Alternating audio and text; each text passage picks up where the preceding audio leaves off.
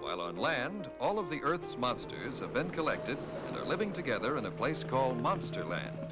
Look! You fools! You're in danger! They're here already! You're next! The views and opinions expressed do not necessarily reflect those of Access Fort Wayne, the Allen County Public Library, or any other supporting groups. Take your stinking paws off me, you damn dirty ape!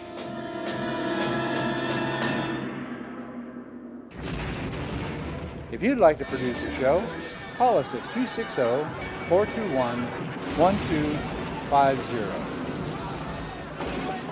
You're next! You're next! You're next!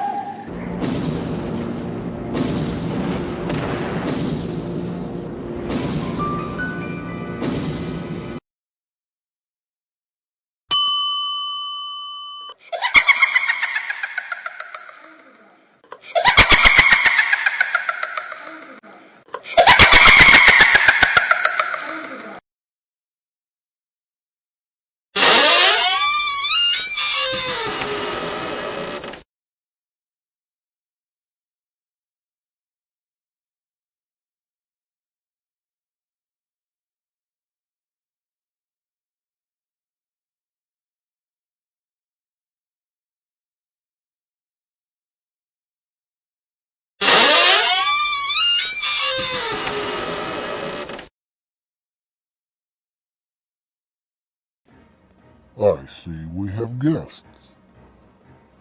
Good evening, my children of the grave. I bid you welcome to the Haunted Hotel. I'm the night manager and your host of horror, Mr. Graves. Thank you for spending your night with us. Let me call the Bell Beast and have it ready your tomb.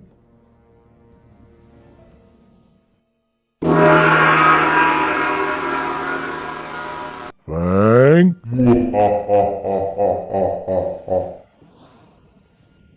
Put them in number 13. Now, while Fang busies itself making sure your tomb is livable, come and join me for tonight's Dead Time story as I tell the tale Shock, starring Vincent Price and Annabelle Shaw. A woman is in a catatonic state after seeing a man kill his wife with a candlestick.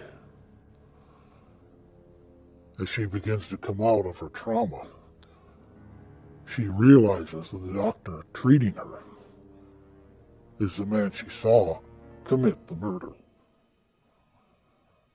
He has her transferred to his private sanitarium, where he is urged by his lover to give her an overdose of insulin. Can he bring himself to murder her in cold blood to keep his secret? Let's find out. Now, why don't you pull up that tombstone? Crawl under your grave blanket and hold on tight to your ghoul friend while I lower the lights and begin tonight's Dead Time story, Shock.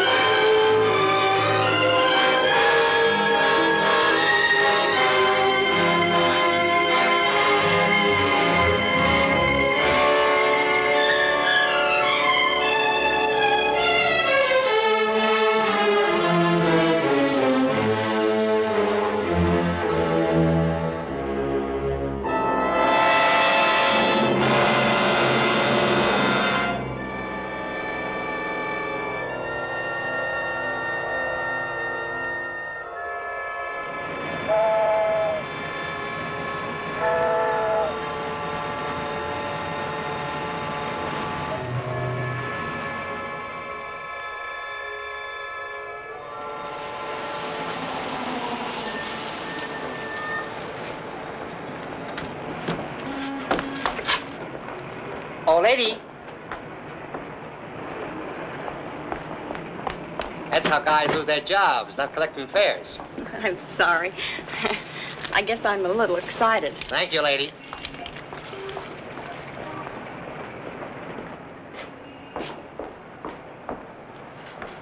Good evening. Good evening. I'm Mrs. Stewart. Would you give me my husband's room number, please? Lieutenant Stewart. Lieutenant Stewart. Yes, he's arriving today. I wired for the reservation. Lieutenant and Mrs. Paul Stewart. You say you wired for a reservation? Yes, Mrs. Paul Stewart. I'm afraid there's been a slip-up. Apparently your wire wasn't received. But I sent it 3 days ago. I'm sorry, Mrs. Stewart. Unfortunately, there's nothing I can do for you. You mean I can't stay here? Well, I wish I could help, but we're completely booked up. But I've got to stay here. This is the only place we can find each other. I thought for 2 years he was dead, and now I don't know if he's been hurt or what. Please don't be upset, Mrs. Stewart. Perhaps I can arrange something. Has Mr. Walters checked in yet? No, sir, not until tomorrow. Fine, then we can give them 816C for the night. But you will have to leave by noon tomorrow. Yes, of course. Thank you very much. Not at all. Will you register, please?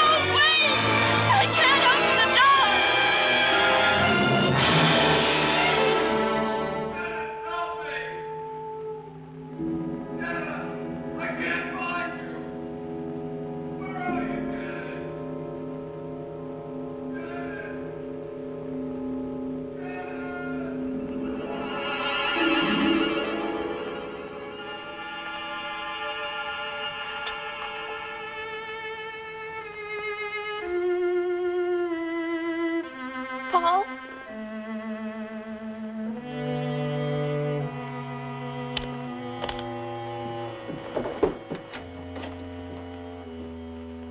Paul!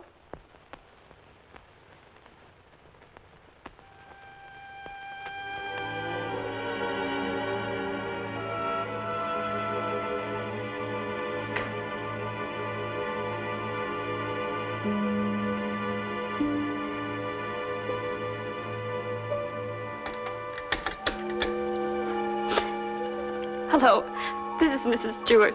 Did my husband come in? No, thank you.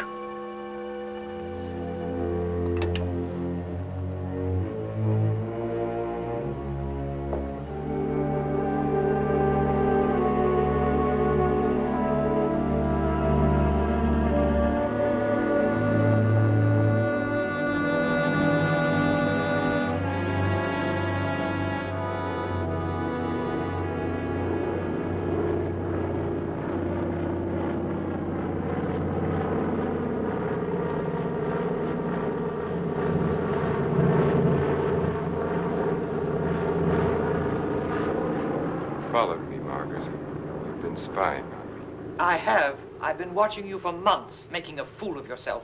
I don't think so. Bringing her here. Elaine was just about to leave. I didn't interrupt too soon? Perhaps it's just as well things worked out like this, Margaret. I've decided to ask you for a divorce.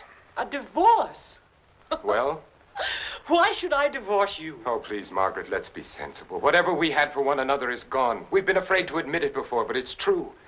Elaine and I... Well, I love her. You never loved anyone but yourself. Please, Margaret. I was good enough for you once, but now you want someone younger. It's not that way at all. It's just that I can't go on with you any longer. All right, Richard. You can have your divorce. You're right, we are strangers. But I have some pride, and no one's going to think you've cast me off like Margaret. that. You want your precious Elaine, and you can have her. But people are going to know the truth. I'll start right in by telling the room clerk you've been entertaining your girlfriend in our apartment. Then I'll call the newspapers. Careful, cautious Richard.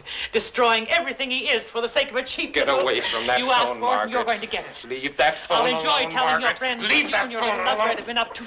I hate you.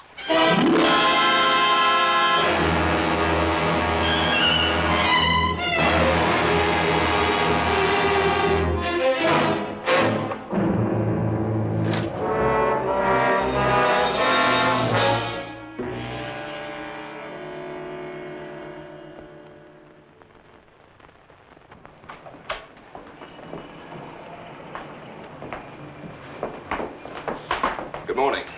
Good morning, sir. I'm Lieutenant Stewart. Oh, yes, Lieutenant. We've been expecting you. Your wife's certainly going to be glad to see you, sir. Mr. Blake, this is Lieutenant Stewart. Mr. Blake's our manager. Lieutenant, you really had us worried. I'm glad you finally got here. For a while, I wasn't sure we'd make it. The weatherman threw the book at us. Well, you're in for a real welcome. 816C, boy. Oh, that's all right. I'd kind of like to surprise her. Very well, sir. Thanks.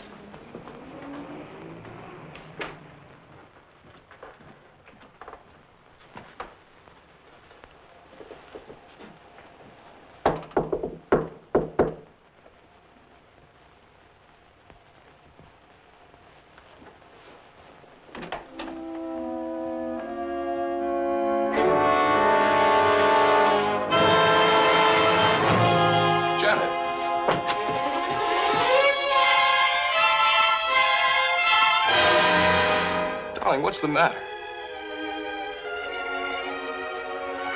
Janet. Janet, it's me. It's Paul.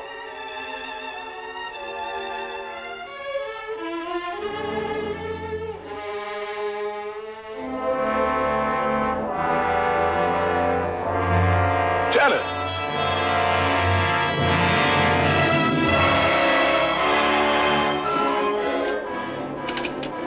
Hello? Hello, operator? This is Lieutenant Stewart calling. Can you send the house doctor to 816C right away? It's very urgent. Thank you.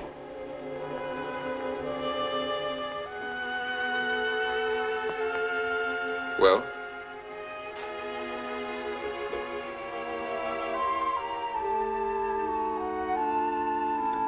What is it? What's wrong with her, Doctor? I'm not sure. I think she's suffering from some sort of shock. I'll be frank with you, Lieutenant. This is a little outside my line. But there must be something you can do for her. We ought to call in a nerve specialist, a psychiatrist. Can you suggest one? There's a very good man in the hotel, Dr. Cross. If we're lucky, we might find him in. This is Dr. Blair. Will you see if Dr. Cross is in for me? Thanks. Cross has had a lot of experience with this sort of thing. I'm all right for a broken arm or an old-fashioned hangover. But when it comes to the mind, well... hello, Dr. Cross. This is Blair in the hotel. How are you? Say, I've run into something that's right up your alley. One of the guests here's had some sort of shock. No, I don't know what caused it. Oh, would you? Well, that's mighty nice of you. Thanks, Doctor. 816C. He'll be right with us. She was so alive when I saw her last. I can't quite believe this. Better snap out of it, Lieutenant. I don't want another patient. Dr. Cross is one of the best men in this part of the country. I'm very happy that he's going to have a look at it. I don't get it. What could have brought it on? I wish I could tell you. The mind's a strange instrument. What affects me may not bother you in the slightest. The workings of the mind depend on so many things inside as well as outside. You can't make hard and fast rules. Well, I suppose it is plausible that she hasn't been feeling well. Worrying about me, not knowing whether I was dead or alive. Then coming here and not finding me. That'll be Dr. Cross. Good morning, Doctor. Good morning. I appreciate your promptness. Not at all. The sooner you get to a case of shock, the better. This is Lieutenant Stewart, Dr. Cross. How do you do, Lieutenant? Thanks for coming, Doctor. My wife is in the bedroom. She doesn't know me. She doesn't seem to know anything. Were you here when it happened? I just got in a few minutes ago. When I opened the door, she was sitting on the divan.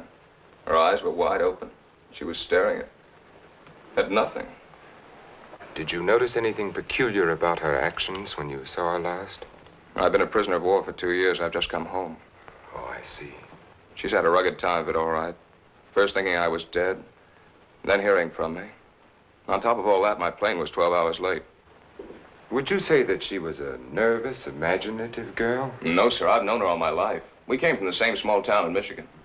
Went to school together. She's just a nice kid.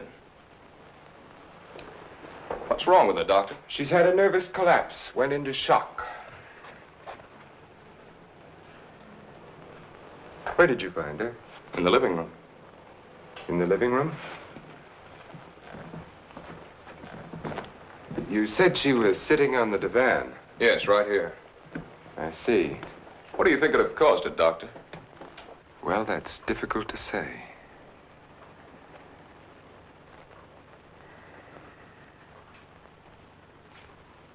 You have no idea how long she might have been sitting there. No. Oh, the clerk did say she phoned down about 1 in the morning. Between 1 and 8:30. What difference does that make, Doctor? The important thing is, what can you do for her? It's hard for a doctor to make promises. We can only do our best. Are you living permanently at the hotel? No, as a matter of fact, we've got to clear out by noon. Oh, I see. But then I'd better take her to my place. She's going to need someone with her night and day. Dr. Cross has a private sanatorium just out of town. I see. Believe me, Lieutenant, it's best for her. But there must be a hospital here in San Francisco. I'd like to be near her. Of course. But I'm at my place every day. It's in the country, and she'll get plenty of fresh air and quiet. If I were you, Lieutenant, I'd listen to Dr. Cross. Okay. You men know best. Just get her well again. I was getting ready to leave when you called. I'll take Mrs. Stewart up with me now.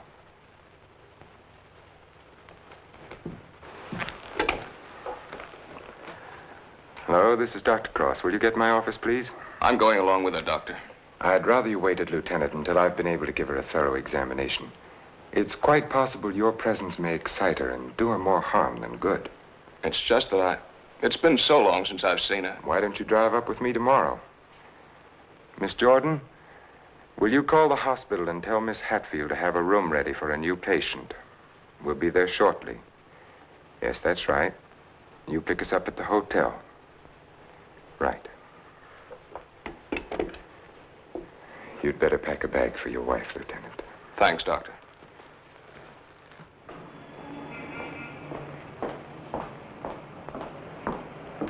I'm from Dr. Cross's office. We were to pick up a patient. Oh, yes. They're on their way down now. Thank you.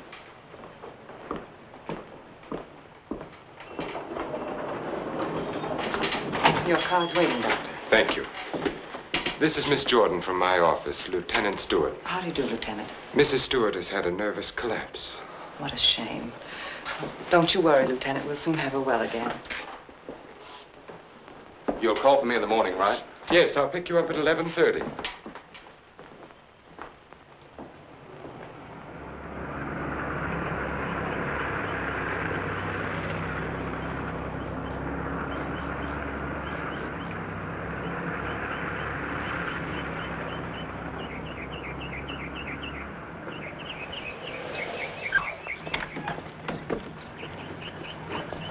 Put her to bed and have Dr. Stevens give her an injection of scopolamine. Yes, Doctor.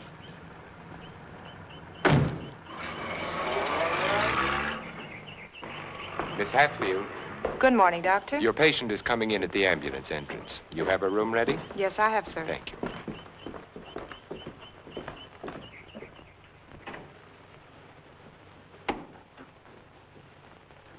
Good morning, sir. Good morning, Doctor. How is she? Quite relaxed, sir. What's her trouble? Amnesia shock. She's had her injection. Yes, she's ready to talk now.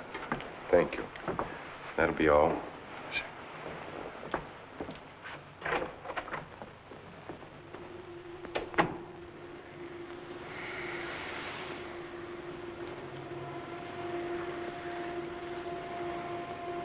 I'm Dr. Cross, Mrs. Stewart.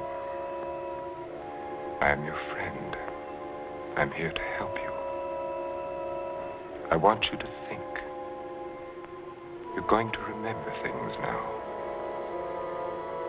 You went to meet your husband at the Belmont Arms. Do you remember that? You were worried about Paul. He didn't arrive on time. You were too nervous to sleep. Did you walk out on the balcony? Yes. I walked out on the balcony. See, you can remember. Now, what did you see from the balcony?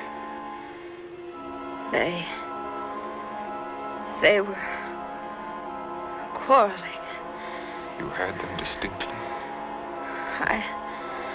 Did you hear them distinctly? He's trying to stop her. He's going to hit her. He's hitting her head. He's killing her. Who? Who's hurting the woman? That man. He's her husband. He's killing her.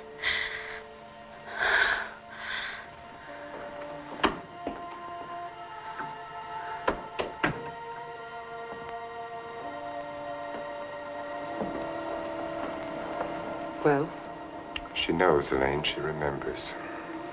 Her room was opposite my apartment. She walked out on the balcony. She heard everything.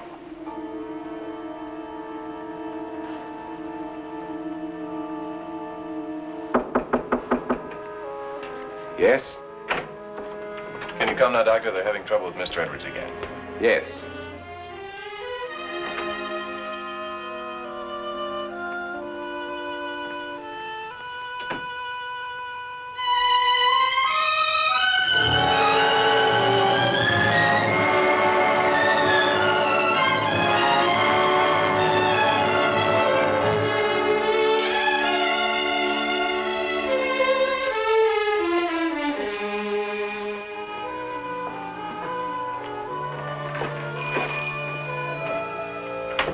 Darling, I didn't think you'd ever get here.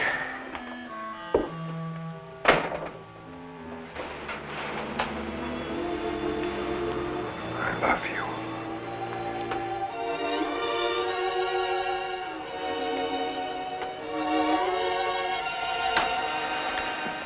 You've got a headache. I can tell from your eyes.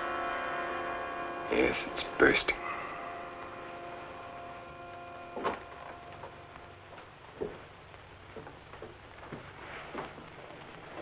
You did it? Yes. Yes, I did it. It was horrible, Elaine. I had the porter take the trunk down. I told the hotel manager I was joining my wife in Carmel for a few days to ship the trunk to my lodge. No one knew she was in town last night? No, she came up the back way. She wanted to surprise us, remember? You're not sorry. Are you? I wish I'd called the police. I lost my head. I didn't mean to kill her. There was no premeditation. But now I've concealed her body. I've shipped the trunk to my lodge. Well, you know as well as I do there's only one answer for that. I shouldn't have listened to you, Elaine. Think, darling. What would have happened if you'd called the police? Manslaughter means 20 years. What would that have done to you, to us? I don't know. Would you have wanted it that way? Now no one knows. We're safe. You're forgetting Janet Stewart, aren't you? She knows. What if she talks? I haven't forgotten her. She can't tell what she's seen as long as she's in this condition, can she? The shock will wear off in a couple of weeks at the most. It'll wear off if you let it, Dick. Elaine, I'm a doctor. She'll talk only if you let her. You mean too much to me. It's the only way out, Dick. It's the one and only way out for us. I don't know, Elaine. I've got to think.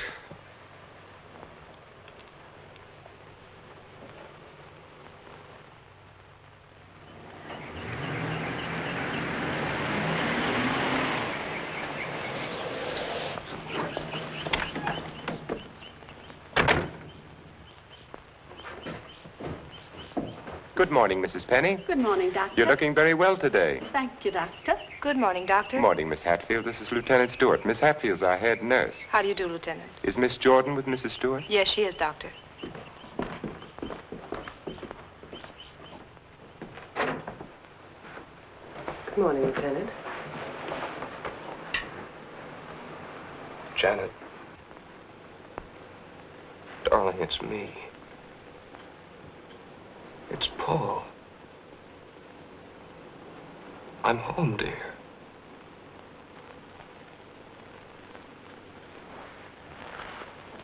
She's worse. Not really. She was restless, and we gave her a sedative. You've got to be patient, Lieutenant. It's going to take time. And you must try to stop thinking of your wife as she was. You see, when you were reported killed, she had a terrible time adjusting herself, but she did. Then when the news came that you were alive and on your way home, it was hard for her subconscious to accept that because the first adjustment had been so difficult. Then, of course, when your plane was late, she thought she'd been tricked, that you'd never sent that wire. Don't try and let me off easily, Doctor. Give it to me straight. Tell me, can you help her? That's a very difficult question to answer. Sit down, Lieutenant. The mind is a delicate, fragile thing. It's almost as intangible as faith. And that's what you're going to need. A lot of faith in yourself and in your wife and in me. Please don't think I haven't faith in you, Doctor, because I have. But yesterday, after you left with Janet, I needed someone to talk to. Of course. So I went to the Army hospital and I talked with some of the doctors. I told them Janet was in your care. They said that I couldn't find a better man. But, well, you know how it is. I figured that maybe two minds might be better than one. And I asked if another opinion mightn't help. Well, that's perfectly understandable. If you want a consultant, by all means, bring one in. Thanks. They recommended Dr. Franklin Harvey. Harvey? Well, I studied under him. He's probably the best man in his field. Oh, that's swell, Doctor. I was a little embarrassed. I didn't want you to think that... Not at all. I'll phone Dr. Harvey and have him out here. Good. Well, I might as well go back to town. If it's all right, I'll run out again tomorrow. For Mrs. Stewart's sake, I'm going to have to ask you to observe our regular visiting days, Sundays and Thursdays. I'll phone Dr. Harvey and try to have him out here Thursday so that you can talk with him then. Okay, we'll make it Thursday. Oh, I thought you'd like to know, Lieutenant. She's resting quite easily now. Thanks. Goodbye, Doctor. Miss Jordan. Bye.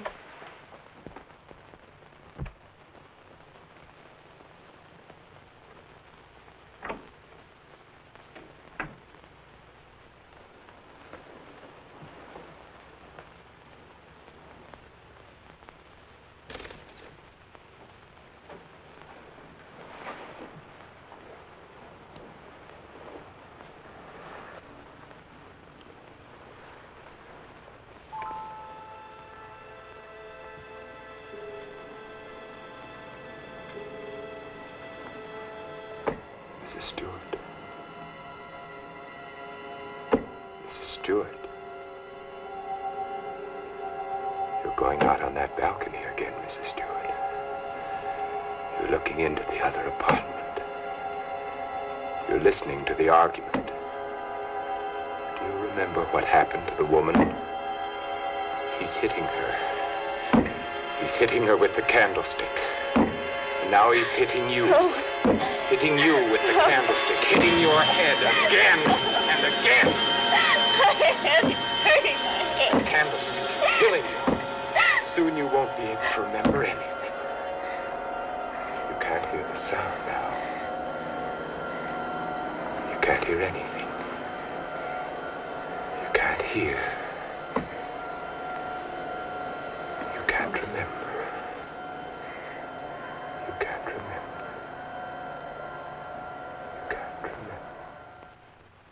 Edward's condition is deteriorating rapidly. If this continues, we will have to take steps to put him in a more suitable institution. She's exhausted. You haven't got far to go. Lane, do you think you could manage it here alone for the weekend? Certainly, why? The trunk should be there tomorrow. I've been wondering. There are no servants at the lodge. What'll happen when the trunk is delivered and there's no one to receive it? Nothing. They'll just leave it on the back porch. When are you leaving? Tomorrow. Dr. Harvey's due here this afternoon. Harvey? Coming here for what? Stewart requested a consultation. You're not going to let him examine her. Of course. How would it have looked if I'd said no? But he might discover something. He has no reason to be suspicious. You can't risk it. I won't let you. I know what I'm doing, Elaine.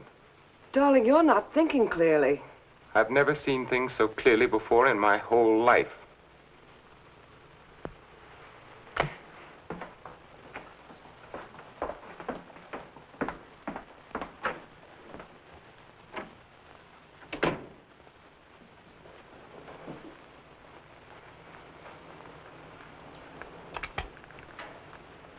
You'll send me a report on her spinal test? Yes, Dr. Harvey. And the other specimens? Yes.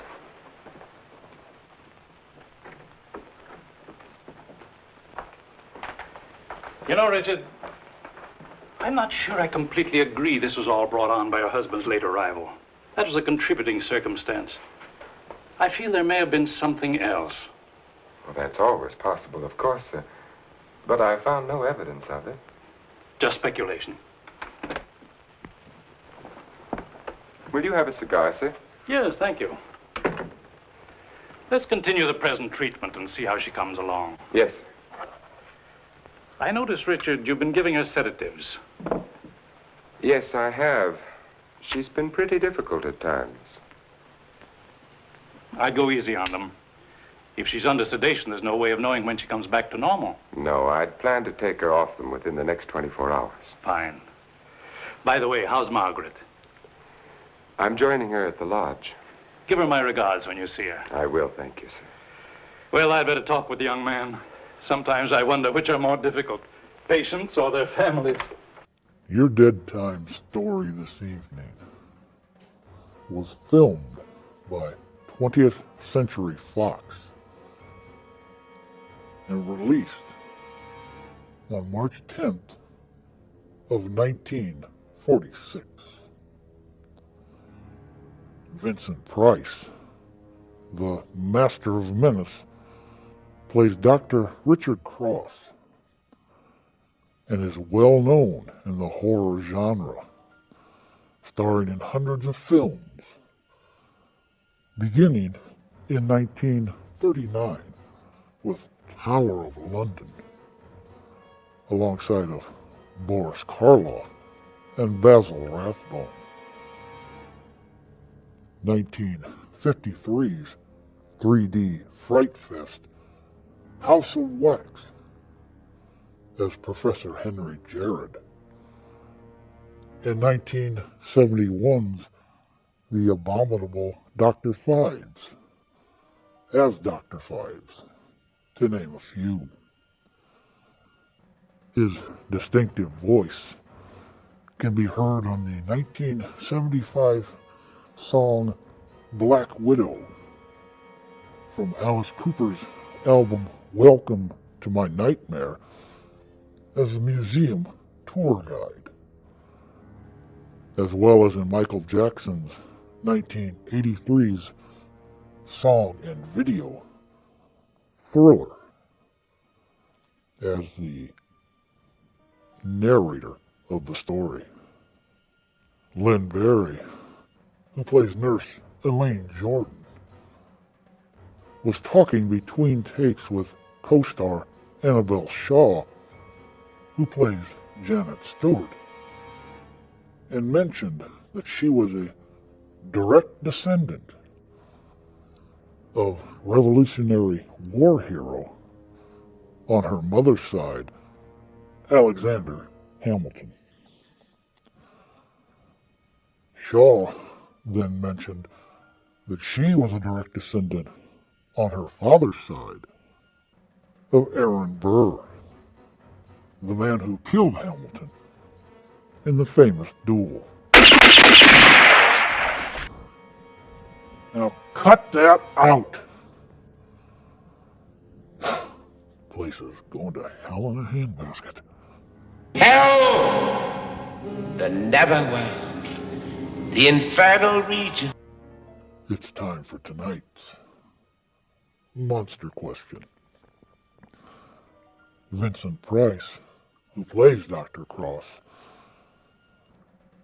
plays in 2 films where he is heard but not seen. Can you name those 2 films and the role he played in each one? Your answer awaits at the end of tonight's Fear Fable.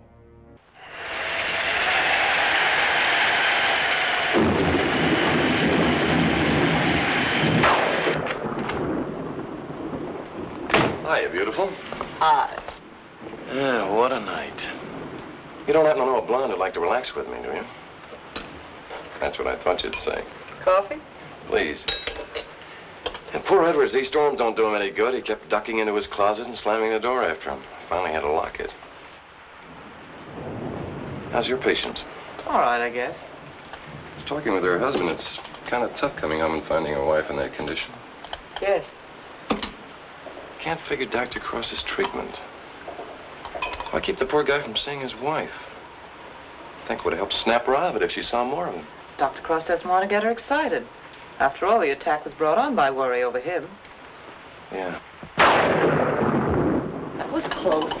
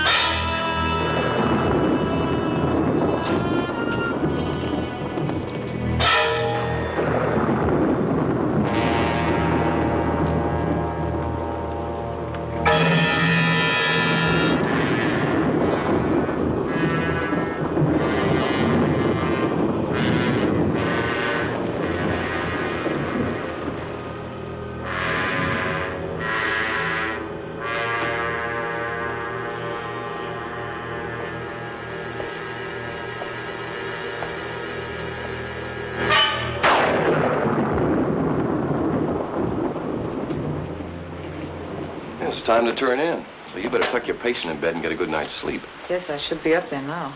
Tell me, is it true that doctors get a night off once in a while? If you had a night off, you wouldn't know what to do with it. Wouldn't I? Wouldn't I? Good night, Doctor. Good night.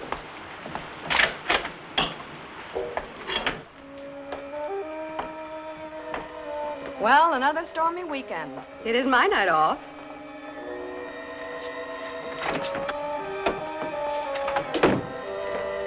Well, anyway, the rain will help Jane on her day off.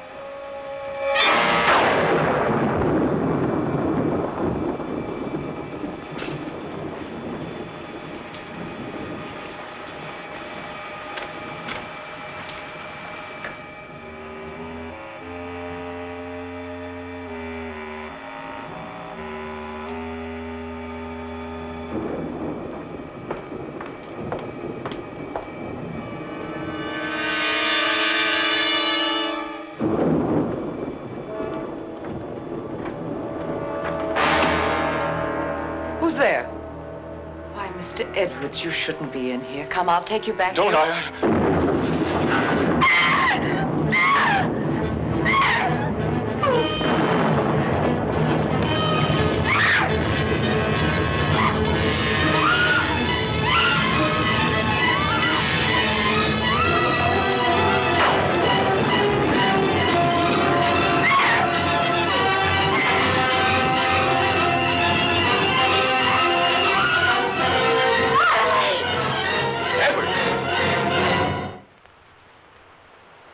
afraid. We won't let the storm hurt you. You're coming back to your room, aren't you, Mr. Edwards? Aren't you, Mr. Edwards?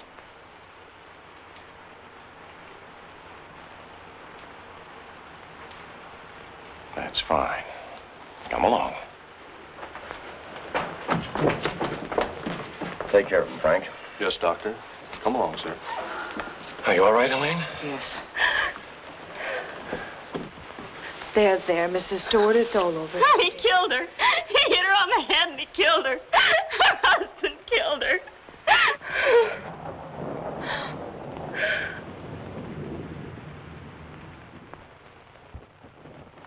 Edwards became very violent last night. This morning we found that he had a key hidden away. I ordered the lock on his door to be changed. As for Mrs. Stewart, she's suffering from hallucinations. She keeps insisting that she witnessed a murder, which obviously... Come in. Oh, hello, Lieutenant. They told me I'd find you here. I hope I'm not interrupting. Not at all. It's kind of rough, isn't it? Yeah. She's out of her head. She's got a crazy idea she saw a murder. What am I going to do? You're going to sit tight. She's in good hands. So they keep telling me, but... Oh, she's getting worse. Now, I'm thinking of taking her back to San Francisco, to a hospital there. I wouldn't do that if I were you, Lieutenant. Dr. Cross is tops, you know that. You brought Harvey in to consult. You can't do any better than that. But I can't just sit around and watch her get worse. I've got to do something. Lieutenant, I wouldn't try to kid you for the world. So far, we've tried to snap her out of it with quiet and rest and simple foods. Well, there are a dozen other things we can do. Electric therapy, insulin shock. Insulin shock? They use that in the Army on guys who blow their tops. Well, sure they do, because it often helps. But you're not going to turn it down on that account, are you? No. Well, then relax. The setup here is perfect. Everybody's rooting for you. Now, just take it easy. You mean that? Okay. Say, put in a couple of extra licks, Doc. I'd kind of like to take her home soon. Okay, Lieutenant. We'll do everything we possibly can for her. Goodbye, Doctor. Goodbye. Oh, I beg your pardon. Look at this. Mrs. Cross is dead. What? The body of Mrs. Margaret Cross, wife of the noted psychiatrist, has just been recovered from its resting place among the rocks at Point Lobos. Mrs. Cross has been missing since Friday night. Coroner Jess Haynes has pronounced the death accidental.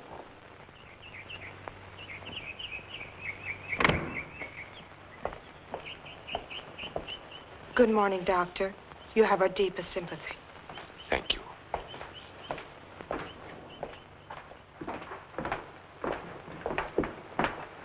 I'm terribly sorry, Doctor. Thank you. Will you come in, Miss Jewell? Yes, sir.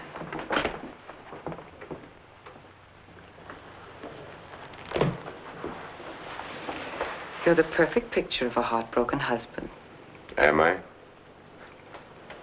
I've missed you. Driving back, there was time to think. I got to thinking about you. I asked myself, is she worth what I've done? Well?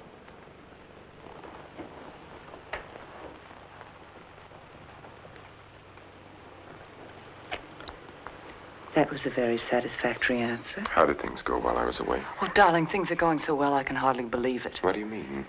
Mr. Edwards got out during the storm. He went into a room. What? He went after me.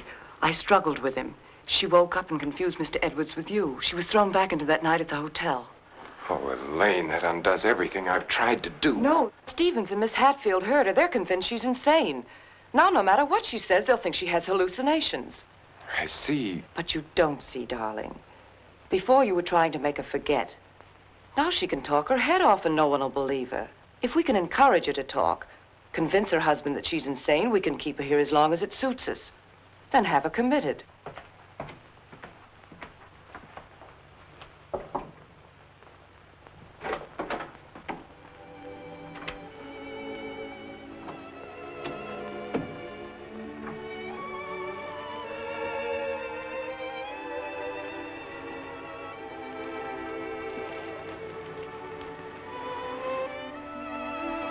Darling. Janet, darling. It's me.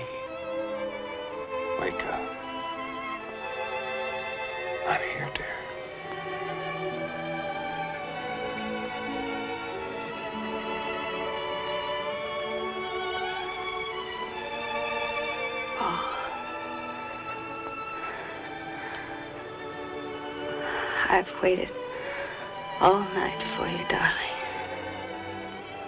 What took you so long? Don't worry, I'm with you now. We have to be out by morning, Paul. They won't let us stay. Lieutenant Stewart. You shouldn't be in here. Paul! It's him! Who is it, dear? Him! He killed her. He killed his wife. He picked something up, Paul, and he hit her with it. He was arguing with her, and he killed her. I know, dear. You've upset her, Lieutenant. You shouldn't have come in here. Come outside with me. Give her a hypodermic, nurse. Don't leave me here. You'll kill me. Come back. Easy, Paul, no. What is it, Doctor? What's happened to her? Lieutenant, I'm going to be perfectly frank with you. What you've just heard is something I've been afraid of. There are times when patients emerging from amnesia suffer from delusions. It doesn't happen often. I'd hoped it wouldn't happen in her case, but you heard her yourself. But why? Well, that's hard to explain. But if you come with me, I think I might be able to clarify it for you.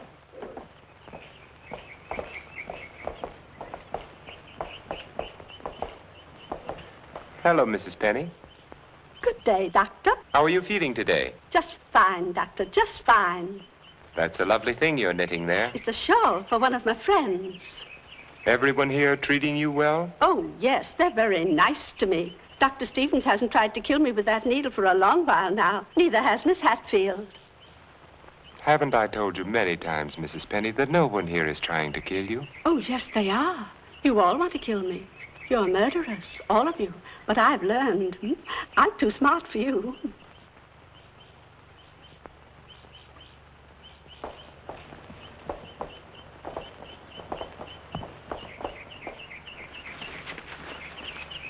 What you've just heard, Lieutenant, for the second time, is the typical attitude of many of our patients towards the hospital staff. But that old lady, she seemed all right. Mrs. Penny is suffering from a paranoid form of dementia precox, characterized either by delusions of grandeur or delusions of persecution, or both. The patient, when confined to the hospital, almost invariably becomes convinced that the doctors and nurses who are treating him are really murderers intent on killing him. This delusion is quite common among mental cases in an institution of this sort. Are you trying to tell me my wife is out of her mind? No. Out of the mind denotes complete loss of reason. Mrs. Stewart hasn't reached that stage. But she's got the same crazy idea as the other patients. Right now, she's merely suffering delusions.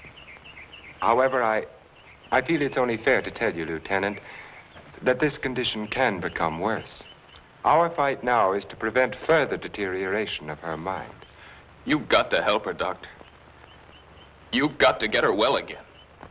I'll do everything I can. Believe me.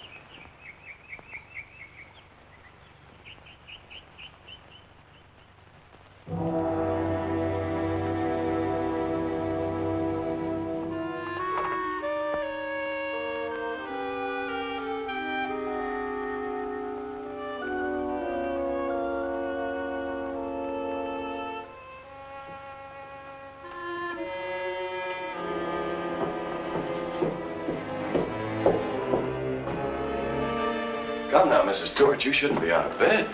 Will you help me, please? Please, please help me. Get the police here, please. We don't need the police, Mrs. Stewart. You come along with me and everything will be all You right. don't understand. There's nothing the matter with me. I want the police.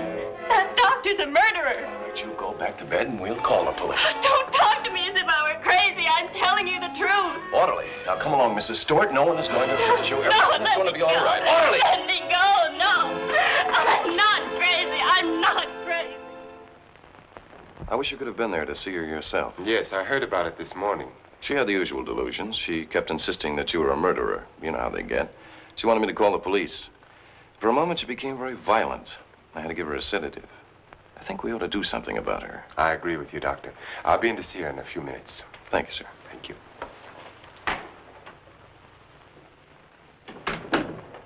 There, you see? Everything worked out just as we planned. Yes. Well, smile, darling. It's fallen right in our lap. You don't seem particularly pleased. I am. Of course I am, Elaine. But what are you going to do? I'm going to try to find something that will convince her that she's insane. You'd better get back to her now, darling. I'll be over in a few minutes. Right.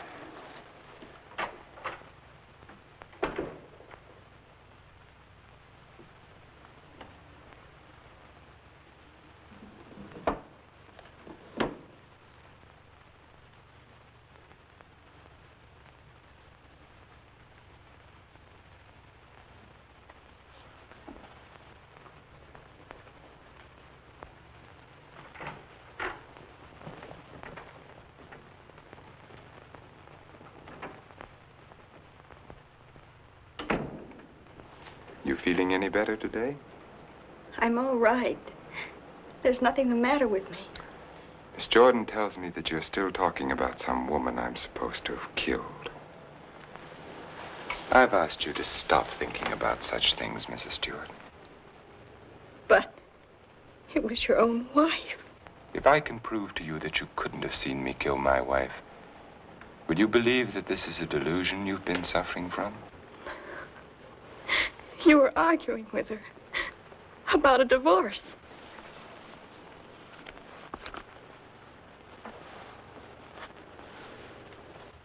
If you will look at the date on this newspaper, Mrs. Stewart, you will see that my wife died only a week ago. You have been a patient here for over 3 weeks now. 3 weeks?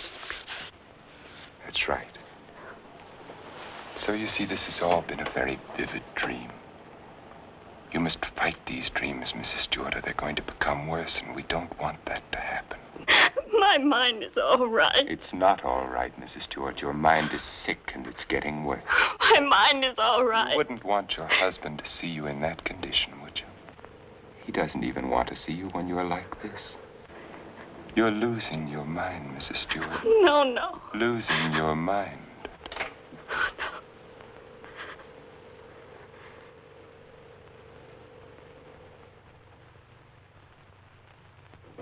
Thank you, Miss Hatfield. Dr. Cross, Yes? there's someone in your office to see you. Did I have an appointment? No, sir. He's from the District Attorney's Office of Monterey. Oh, yes, thank you.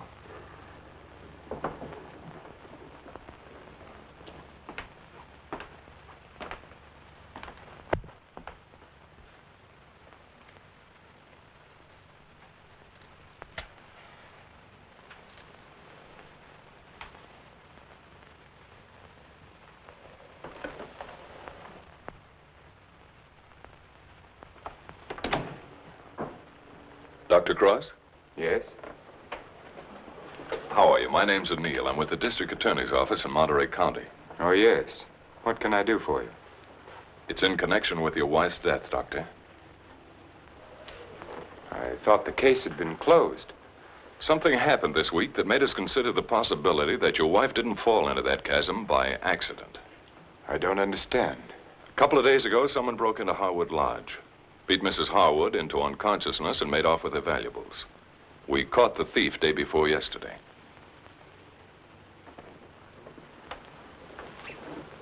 But what has that to do with Mrs. Cross's death? It may not have anything to do with it. It occurred to us that since the lodge was so close to your place, the man who clubbed Mrs. Harwood may have paid a visit to your wife. You've lived around Point Lobos for nearly 10 years.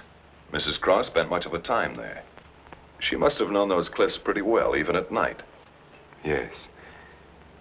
I'd hate to think that I'm not saying it was murder, Doctor. I'm just checking. Of course. I'll do everything I can to help you. I knew you'd feel that way about it. Have you checked your place to see if anything was missing?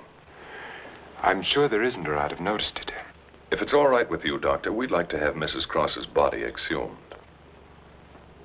But the coroner said... It was only a routine examination. Well, I don't know as that's necessary, Mr. O'Neill. You've got your man. All we've got is a drunken old tramp who clubbed Mrs. Harwood and stole a little money and jewelry. We can't know about Mrs. Cross unless the body's exhumed. But it seems almost sacrilegious. Hasn't she been through enough? Haven't I? I'd hoped you'd be more understanding, Doctor. Naturally, we'll get a court order, but it would be much simpler if you... If this tramp killed your wife, you want to see him punished, don't you? Of course. Then you can't conscientiously object to the exhumation. No. No, Mr. O'Neill, I can't. If the man is guilty, he must be punished, of course. Thank you, Doctor. You'll hear from me one way or the other within the next few days. Thank you for your cooperation.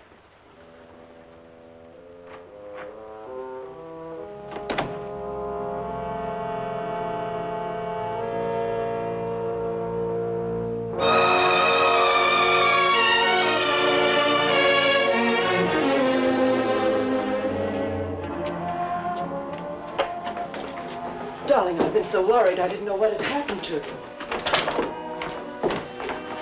Where have you been? City. When you weren't here for dinner, I began to worry. What did the man from the district attorney's office want? They're going to exhume Margaret's body. You're not going to let them. I had nothing to say about it. They'd get a court order. But why are they? I don't think some prowler may have killed her. Prowler? They weren't looking for anything before. She slipped and fell and fractured her skull against the rocks. Now they may discover it wasn't the fall that killed her. They can't prove anything. No. Once they start asking questions, That's why I went to the city. I had to make sure that I hadn't overlooked anything in the apartment. Why didn't I report it in the first place? Why did I let you talk me into it? If it weren't for that Stewart girl, if they start asking questions and find her... Maybe they won't find her. We've taken care of everything else so far. If we have to, we'll take care of her, too. And you're not helping matters acting this way.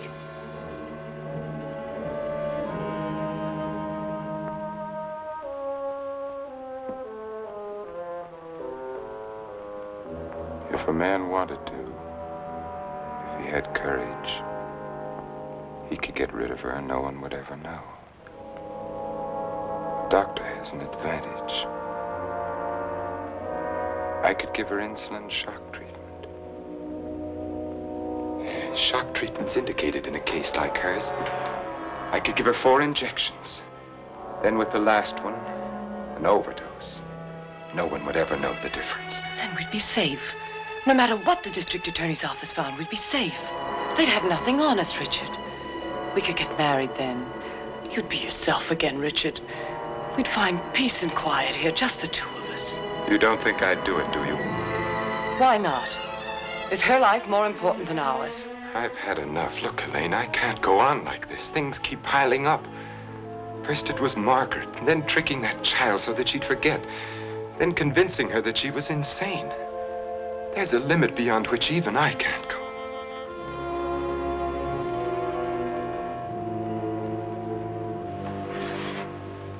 Richard, remember the first night I came here? Remember?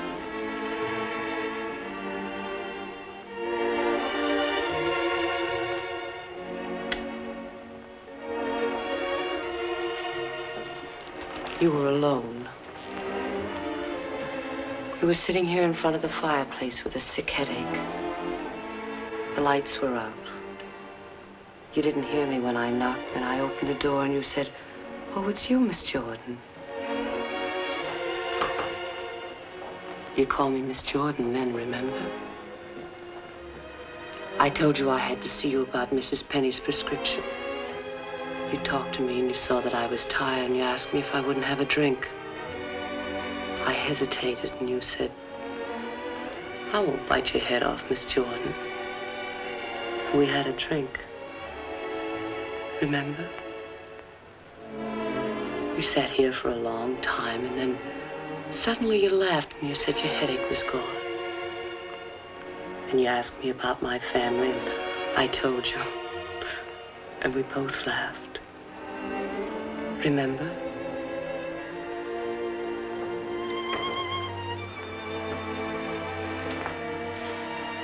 Then you took me in your arms. I know you remember that. I won't do it, Elaine. I won't do it.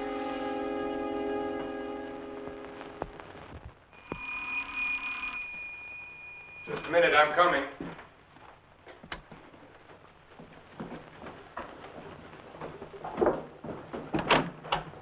Hello, I hope you hadn't gone to bed. No. They told me at the hospital I'd find you here.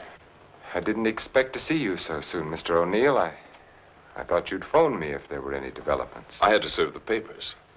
Oh, yes? Coroner's inquest subpoena. Now it's legal. What did the coroner find? Your wife was murdered, Doctor. Oh?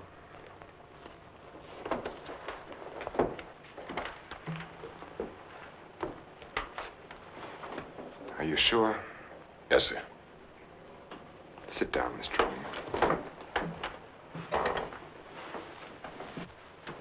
She was beaten over the head, suffered an explosive fracture. Death was practically instantaneous. This prowler you told me about, you think he did it? It seems so. He clubbed Mrs. Harwood.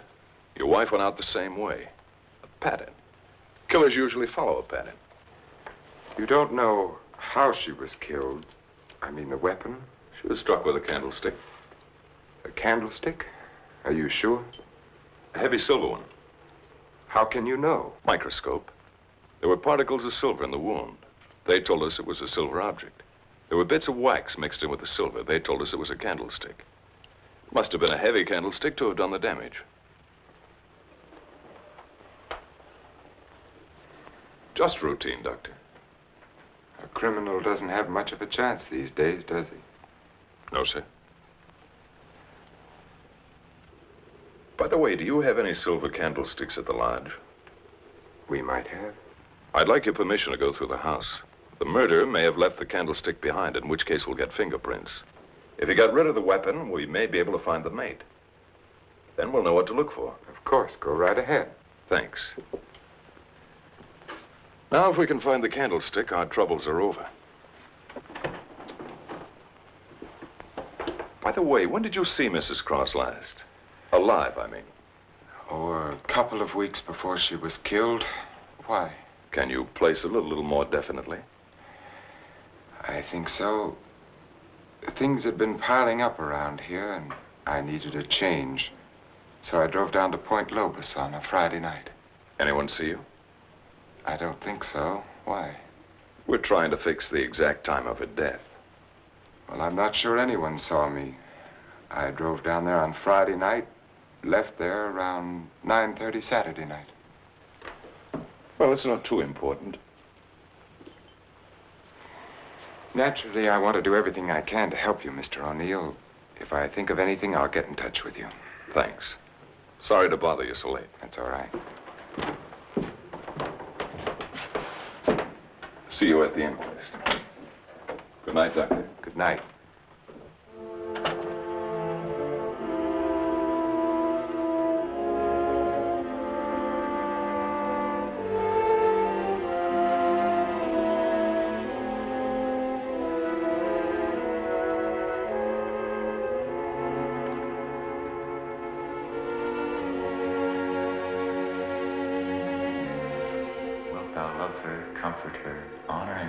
Sickness and in health, and forsaking all others, keep only unto her, so long as ye both shall live.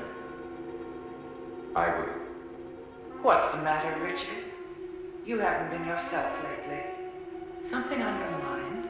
Darling, what's happening with us? Richard, I must speak to you. People are talking about you and that nurse, Miss Jordan.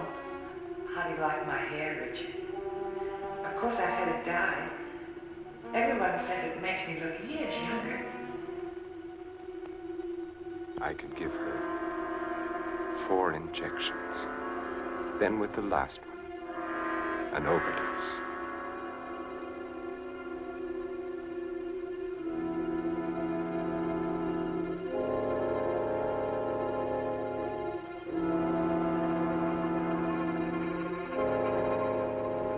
Then we'd be safe. No matter what the district attorney's office found, we'd be safe.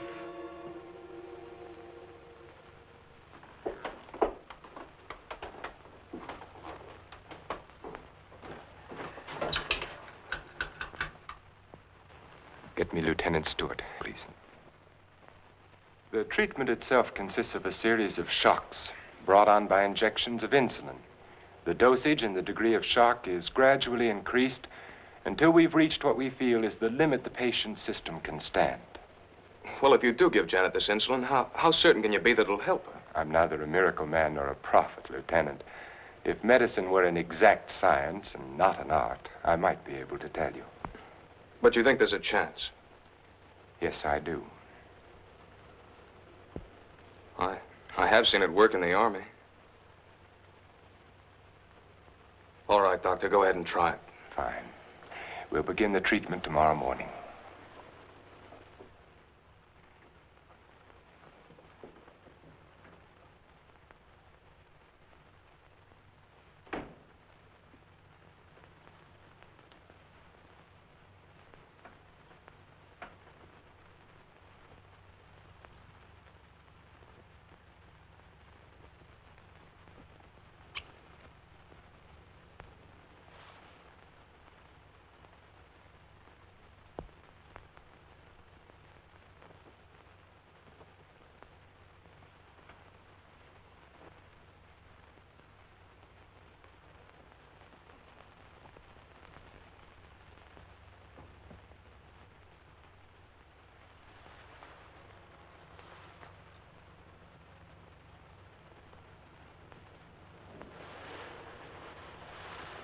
We'll give her about an hour and a half.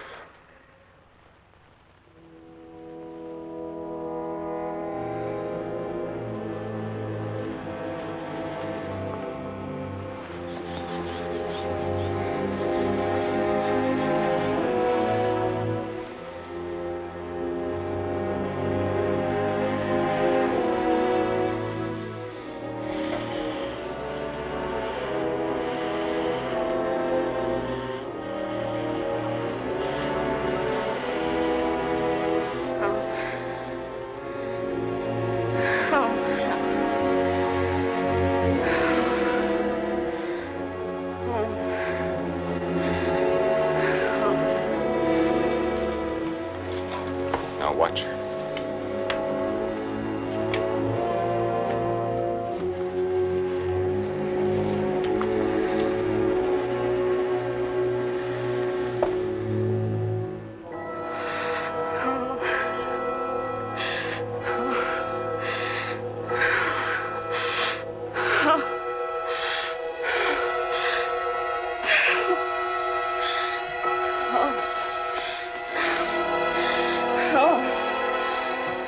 Dextrose, we'll bring her out now. No, Leon.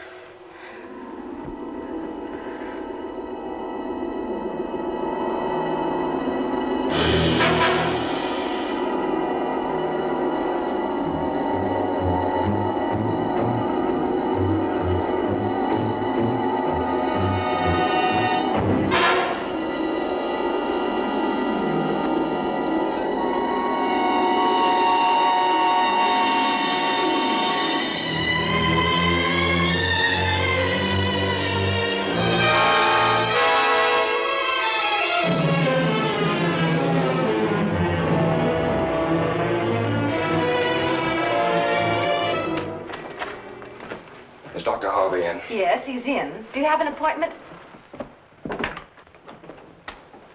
I'll be glad to consult with you, Doctor. I'm sorry to break in this way. But my secretary will make the appointment. I had to see you, Doctor. It's about my wife. She's been getting insulin shock treatments. Now, just a moment, young man.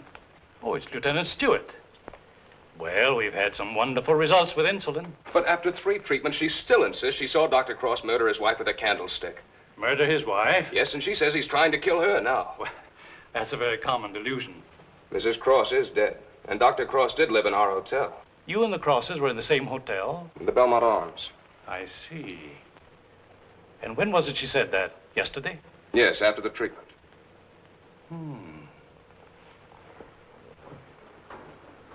You realize it's hard to make generalizations. But as a rule, the patient is completely normal immediately after insulin shock. They may relapse into their hallucination after this lucid period. But for that moment, no matter how bad the case, the patient speaks the truth. You're telling me in your own way that Janet's normal.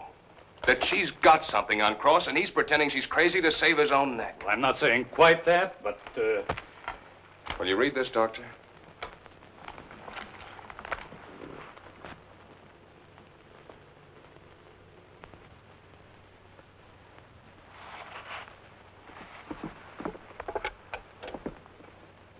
Get Dr. Cross at his sanatorium, please. It seems inconceivable.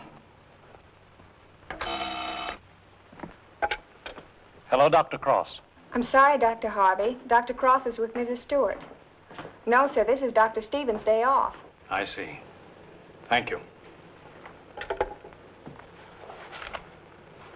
Well, Lieutenant, I think a trip is in order.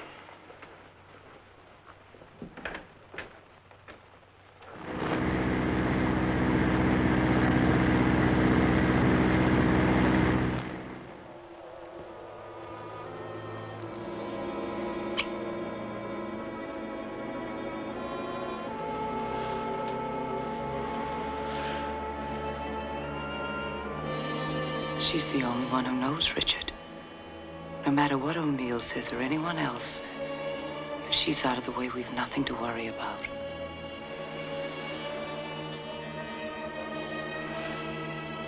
They can hint and guess all they want, but without her, they have nothing.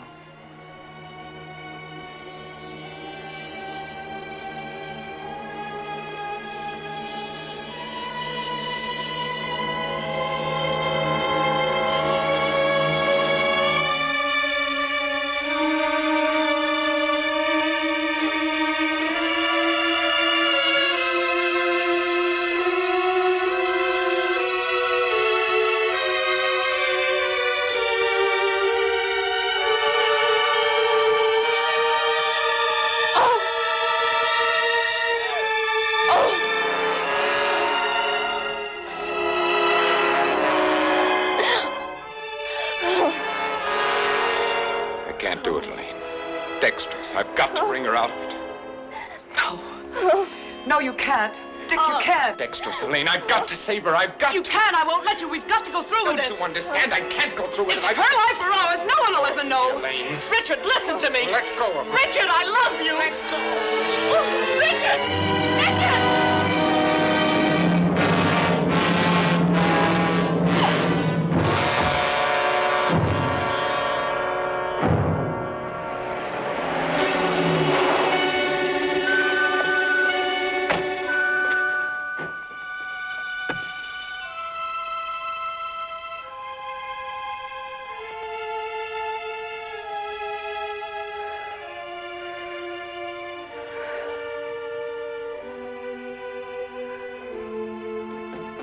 Dr. Cross, where is he? Mrs. Stewart. Come along, I may need you.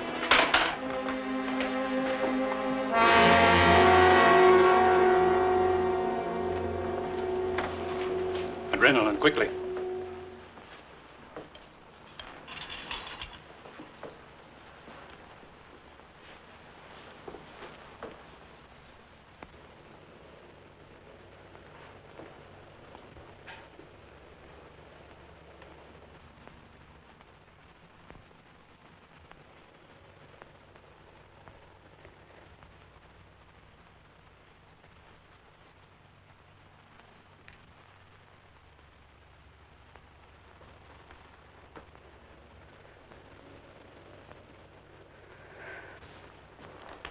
Don't worry, son. She'll come out of it in a couple of hours, and you'll be able to take her home in 2 or 3 days.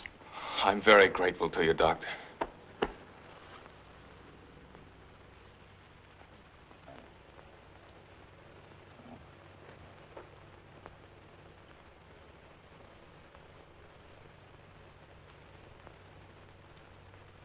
Oh, Janet, darling. September 13th. In the case of Janet Stewart. I gave her insulin shock again today, for the 4th time.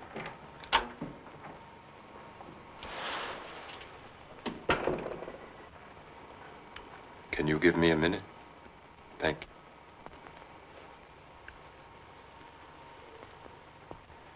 Dr. Harvey completed the treatment successfully, and the case is closed.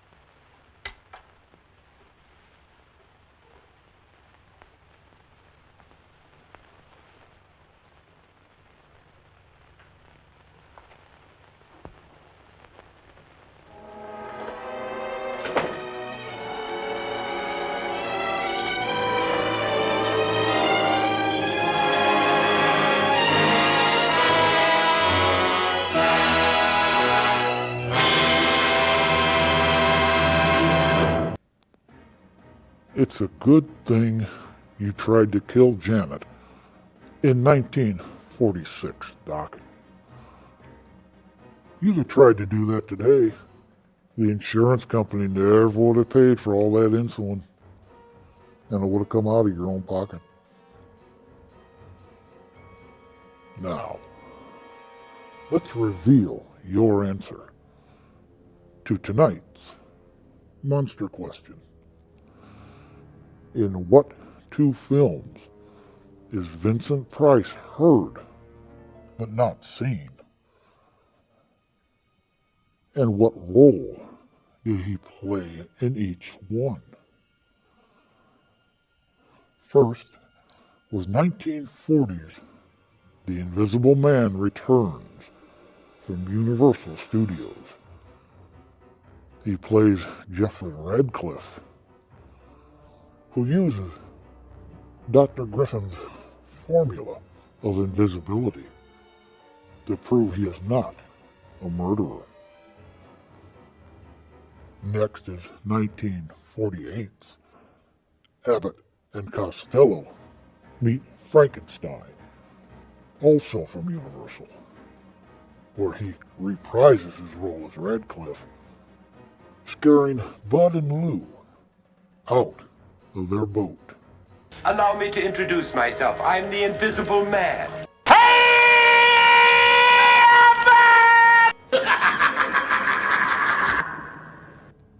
Fang tells me your tomb is prepared. But before you go slinking off to your own frightmares, let's see what terrors are lurking for you here. On your next stay at the Haunted Hotel. You mustn't be afraid of death.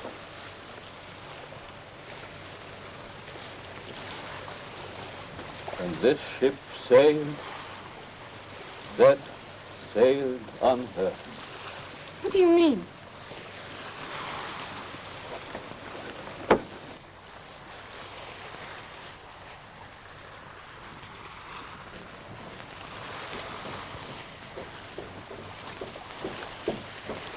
That gun for Benjamin.